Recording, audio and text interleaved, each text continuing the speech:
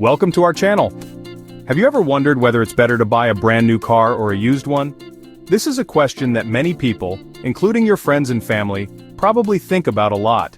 In the past, the answer was pretty simple. Buying used cars was almost always the better deal. But guess what? Things have changed a lot in recent years, and the answer isn't so clear anymore. Imagine you're saving up to buy a house for 10 years. The time has come to purchase, but you are extremely excited. You might consider buying a brand new one in a new subdivision or a used one in an established neighborhood. Which is the better deal? That's exactly what we're going to talk about today, but with cars. Let's go back in time a bit. Before 2020, if someone asked whether to buy a new or used car, most experts would say, buy used, it's a much better value. Why? Because new cars would lose a lot of their value as soon as you drove them off the dealership lot. This is called depreciation. Think about it like this. Imagine you bought a brand new pair of sneakers for $100. The moment you wear them outside, even just once, they become used and might only be worth $70 if you tried to sell them. Cars used to work the same way, but on a much bigger scale. A new car that costs $30,000 might be worth only $24,000 after just 1 year. That's a $6,000 loss. This is why buying a 2-3-year-old used car was usually smarter. Someone else already took that big initial loss in value. But here's where things get interesting. The world changed a lot in the last few years, and the car market changed too. Several big things happened. Supply chain problems. Car manufacturers couldn't get all the parts they needed to build new cars, especially computer chips. This meant fewer new cars were being made. Higher demand. At the same time, more people wanted to buy cars, especially as public transportation became less popular during health concerns. Inflation. The cost of almost everything went up, including cars. Technology improvements. New cars started coming with much better technology, safety features, and fuel efficiency. Because of these changes, used cars aren't always the obvious choice anymore. Let's look at why. Smaller price differences. In 2025, the price difference between new and used cars isn't as big as it used to be. Let's use an example. Imagine a popular SUV like the Explorer 250 inches. I made this up. A brand new one might cost $35,000. Before, a 2-year-old used one might have cost $26,000, saving you $9,000. But now, that same 2-year-old used car might cost $31,000, only saving you $4,000. Is saving $4,000 worth getting a car that's already been used for 2 years? Maybe, maybe not. It depends on other factors too. Better fuel economy. New cars, especially hybrids and electric vehicles, get much better gas mileage than older models. Let's do some simple math. Imagine you drive 12,000 miles per year. A new hybrid car might get 50 miles per gallon, while a 3-year-old used non-hybrid might get only 30 miles per gallon. New car. 12,000 miles divided by 50 mpg equals 240 gallons of gas per year. Used car, 12,000 miles divided by 30 mpg equals 400 gallons of gas per year. That's a difference of 160 gallons. If gas costs $4 per gallon, you'd save $640 per year with the new car. Over 5 years, that's $3,200 in savings just on gas. New cars come with the latest technology and safety features. This includes things like advanced driver assistance systems that help prevent accidents, better entertainment systems with smartphone integration, more comfortable seats and climate control, better security features to prevent theft. These features not only make driving safer and more enjoyable, but can also save you money on insurance and repairs in the long run.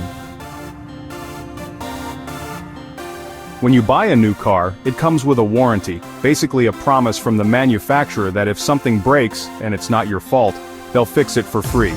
Most new cars come with warranties that last 3 to 5 years or 36,000 to 60,000 miles. With a used car, the original warranty might have already expired, or only a small portion might remain. This means if something breaks, you'll have to pay for it yourself. Despite all these advantages of new cars, there are still situations where buying used makes more sense. If you don't drive much. If you only drive a few thousand miles per year, the fuel economy advantage of a new car won't save you as much money, if you're on a tight budget. Even though the gap has narrowed, used cars still cost less up front. If you have limited savings or want to avoid a big car loan, a used car might be your only option. If you're buying a luxury brand. Luxury cars like Mercedes or BMW tend to lose value faster than regular cars. This means you can often find a 3-year-old luxury car for much less than a new one, sometimes saving 30 to 40% of the original price. If you're good with cars. If you or someone in your family knows a lot about fixing cars, the risk of buying a used car without a warranty isn't as big of a deal. So how do you figure out whether to buy new or used? Here's a simple way to think about it. Calculate the total cost.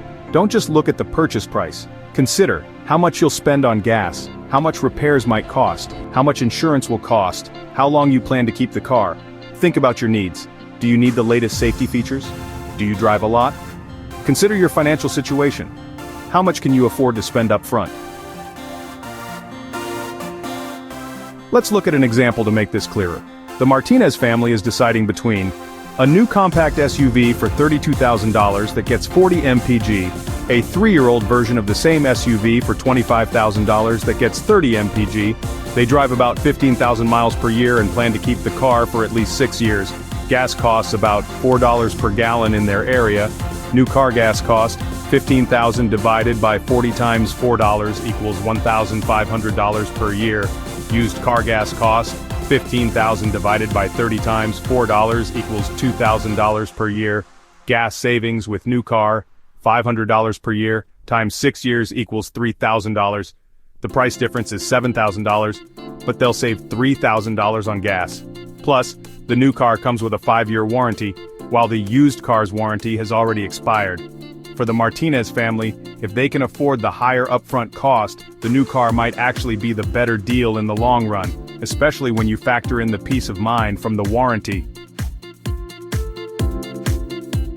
So what's the deal with buying new versus used cars in 2025? The car market has totally flipped from what it used to be. While used cars still cost less upfront, that gap isn't as huge anymore. New cars now come with amazing fuel economy that can save you thousands over time, plus all those cool tech features and that peace of mind warranty protection. But here's the thing. There's no one-size-fits-all answer.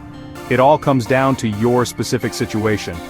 How much you drive, what features matter most to you, your budget and financial comfort zone, how long you plan to keep the car. The smartest move. Do the math on the total cost, not just the sticker price. Factor in gas, repairs, insurance, and how long you'll own it. This kind of thinking could save you serious money and give you a much better driving experience.